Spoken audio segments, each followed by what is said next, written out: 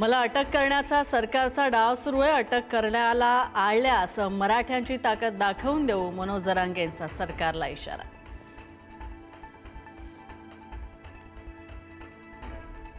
प्रशांत किशोर यांनी अभ्यास करूनच विश्लेषण मांडलेलं आहे। खुर्चीला एवढं चिकटून बसण्यासाठी हट्ट कशाला?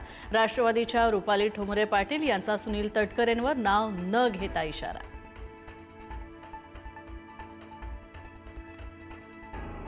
अजितदादांनी दिलेल्या संधीमुळेच मोठे झालेले नेते आता त्याच्याच कुटुंबांना त्रास देत आहेत। तर राष्ट्रवादीचे नेते उमेश पाटील यांची पोस्ट। उमेश पाटील यांनी पोस्टमध्ये नेत्यांचं नाव घेणं टाळलं।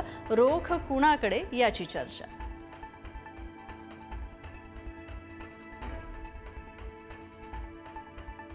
प्रशांत किशोर आणि सुनेत्रा पवार यांच्यामधील बैठकीवरून भाजपच्या गोटामध्ये नाराजी। महायुतीमध्ये अविश्वास वाढेल असा कोणतीही कृती करणं टाळायला हवं, बावनकुळेंचं विधान। तर प्रशांत किशोर यांच्याकडून बिहारमधील पोटनिवडणुकीमध्ये भाजपचा झाला होता पराभव।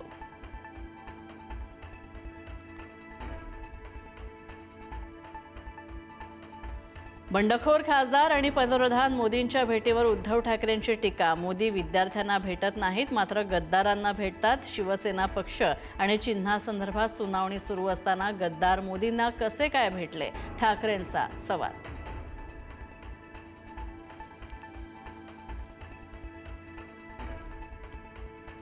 शरद पवारांच्या राष्ट्रवादीचे 8 खासदार मोदींची भेट घेणार। सोमवारी संसद भवनामध्ये पीएमओ कार्यालयात भेट होणार। खासदार सुप्रिया सुळेंची माहिती। तर महाराष्ट्राशी संबंधित विविध मुद्द्यांवर चर्चा करणार।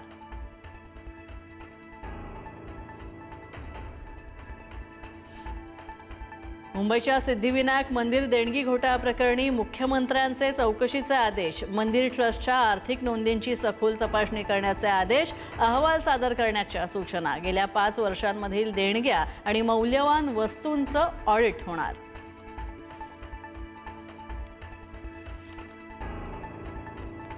डोंबिवलीच्या डॉक्टर मारहाण प्रकरणातील आरोपी रमेश म्हात्रेची आधारवाडी जेलमधून सुटका। 20 दिवसांनंतर तुरुंगाबाहेर। न्यायालय जो निर्णय देईल तो आपल्याला मान्य आहे, रमेश म्हात्रेंची भूमिका।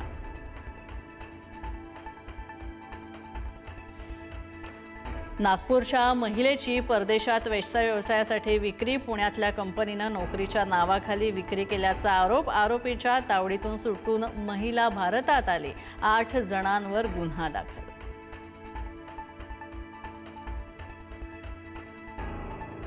नीटचे प्रश्न फोडण्यासाठी फिफा वर्ल्ड कप नावाचा वापर। विशेष व्हॉट्सॲप ग्रुपची निर्मिती केल्याचं समोर। 6 महिने आधीपासूनच सुरू होती पेपरफुटीची तयारी। सीबीआयच्या आरोपपत्रामध्ये धक्कादायक माहिती।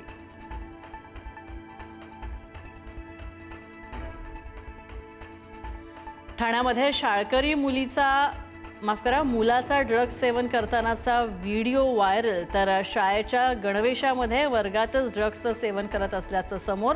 ठाणे पोलिसांकडून व्हिडिओची पडताळणी सुरू। व्हायरल व्हिडिओमुळे खळबळ।